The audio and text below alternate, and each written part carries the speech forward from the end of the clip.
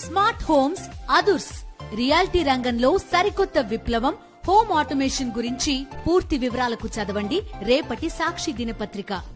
ఇవాళ నిన్న ప్రాయశ్చిత్త దీక్ష ప్రారంభించారు. ఇవాళ కనకదుర్గమ్మ గుడి దగ్గరికి వెళ్ళి మెట్లను కడిగారు. అయ్యా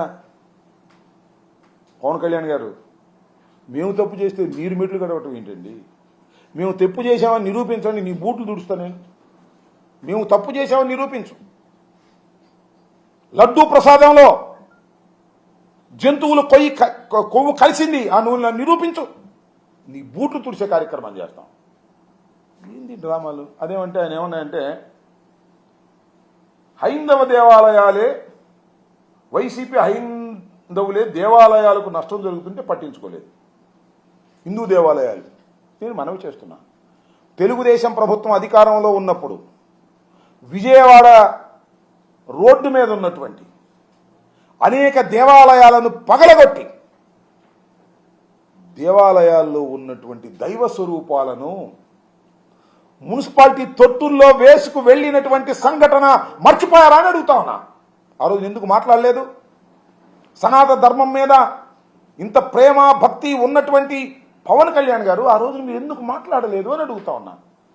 ఇవాళ మా మీద రాజకీయంగా కక్ష తీర్చుకోవడం కోసం మీరు ప్రయత్నం చేసేటటువంటి ప్రయత్నం చేస్తున్నారు. ఇది తప్పు కదా? ఇది సాంప్రదాయమా? దీన్ని భగవంతుడు క్షమిస్తాడా? నేను అడుగుతా ఉన్నా.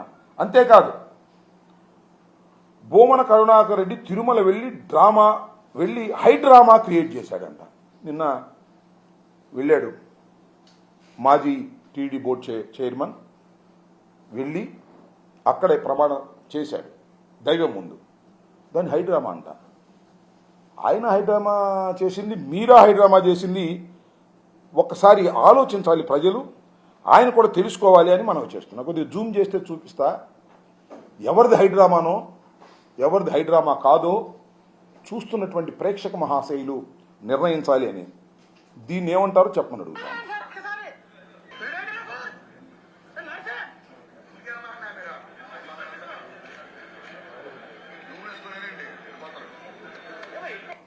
What is this? నిన్న మా బొమ్మన కరుణాకర్ రెడ్డి చైర్మన్గా చేసినప్పుడు తప్పులు జరిగాయని మీరు ఆరోపణ చేస్తే, నిరూపణకు సాధ్యం కాని ఆరోపణలు, నిరూపణ చెయ్యని ఆరోపణలు చేస్తే తన ఆవేదనను వెలగక్కుకోవడానికి తిరుమల తిరుపతి దేవస్థానం వెళ్ళి అక్కడ ఆ కొలంలో స్నానం చేసి ప్రార్థన చేస్తే అది హైడ్రామా అంట. మరి ఇదేంటి? ఏమండి పవన్ కళ్యాణ్ గారు, ఇది హైడ్రామా కాదా? నేను మనవి చేస్తున్నానండి. నేనేం అనుకోవద్దు. మీకు ఆంజనేయ స్వామి భక్తులు మీరు అన్నారు. అక్కడెక్కడో మన కొండగుట్ట ఆంజనేయ స్వామి దేవాలయాన్ని కూడా వెళ్ళి పూజ చేశారు. మీరు భక్తులనే విషయంలో మాకు ఎలాంటి సందేహం లేదు. మీరు దైవభక్తులు, దానిలో మాకు ఎలాంటి సందేహం లేదు. సరే, మీరు ఆంజనేయ స్వామి భక్తులు అంటున్నారు. ఆంజనేయ స్వామి మీద ప్రమాణం చేసి జగన్మోహన్ రెడ్డి గారి హయాంలో తయారైన లడ్డూల్లో కొవ్వు నూనె కలిసిందని ప్రమాణం చేసి చెప్పండి.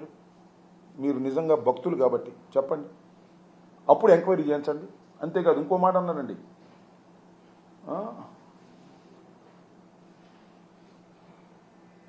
ఏదది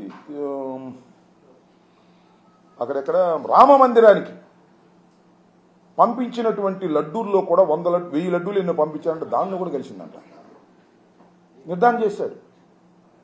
అయోధ్య రామ మందిరానికి పంపించినటువంటి 1000 లడ్డూలో 1,00,000 లడ్డూలో నాకు తెలీదు, అది లెక్క చెప్పాడు ఆయన, ఎక్కడ ఉంది. దానిలో కూడా ఈ కొవ్వు కలిసింది అని చెప్పాడు. ఏంది ఇంత దుర్మార్గమా? నాకు అర్థం కాల. అక్కడేమో చాలా స్పష్టంగా చెప్తున్నారు, అయ్యా ఆ ఏఆర్ డైరీ ప్రైవేట్ లిమిటెడ్ నుంచి నెయ్యి వచ్చింది, ఆ నెయ్యిని టెస్ట్ చేశాము, అక్కడి నుంచి ఆ నెయ్యిని నేషనల్ డైరీ డెవలప్మెంట్ బోర్డు వారికి పంపించాము, వాళ్ళు కూడా రిపోర్ట్ ఇచ్చారు, దానిలో కల్తీ ఉందన్నారు, ఆ లారీ తిప్పి పంపించేసాం అన్నారు. అర్థం కాలేదు. ఇంకా ప్రజలు ఇంకా కన్ఫ్యూజన్లో ఉన్నారు. ఆ నెయ్యి వాడారేమోనని. ఆ నెయ్యి వాడలేదని ధర్మారెడ్డి ఆయన ఈవో గారే చెప్తున్నాడు. ఆ వాడని నెయ్యలో దాని ద్వారా అపవిత్రం అయిపోయిందని వాళ్ళని అన్నీ శుద్ధి చేస్తున్నారు. అంటే ఒక డ్రామా, హిందుత్వాన్ని రెచ్చగొట్టేయాలి, వైసీపీకి వ్యతిరేకంగా అనేటువంటి కుట్ర. ఇది మహాపాపం కాదా? దీనివల్ల ఎవరికి నష్టం జరుగుతుంది? వాస్తవాలు నిదానంగా బయటకు వస్తాయి కదా. ఏదో స్వామి చెప్తారే, నిజం గడప దాటి బయటకు వచ్చేసరికి అబద్ధం అన్ని దేశాలు తిరిగి వచ్చేస్తుందంట. ఆ రకంగా ఉంది ఇప్పుడు ఇది. అక్కడేమో శాంతి హోమం చేస్తారు ఆయన, ఇక్కడేమో ఈయనేమో ప్రాయచిత్త దీక్ష చేస్తారు. అమ్మో ఏదో జరిగిపోతుంది, పవన్ కళ్యాణ్ గారు ప్రాయచిత్త దీక్ష చేశాడు, మెట్లు గడిగాడు, ఏదో జరిగి ఉంటుంది అనేటువంటి డౌట్ క్రియేట్ చేయడానికి మీరు తాపత్రయపడుతున్నారు తప్ప మీరు సరైన ఎంక్వైరీ చేయడానికి మాత్రం భయపడుతున్నారు. సింపుల్. సరైన ఎంక్వైరీ చేయడానికి భయపడబట్టే కదా ఇవాళ మేము న్యాయస్థానాన్ని ఆశ్రయించవలసిన పరిస్థితి ఏర్పడింది. సుబ్రహ్మణ్య స్వామి, యు నో వెరీ వెల్, సుదీర్ఘకాలం రాజకీయాల్లో ఉన్నటువంటి వ్యక్తి, బీజేపీ నాయకుడు, కేంద్ర మంత్రిగా చేశాడు.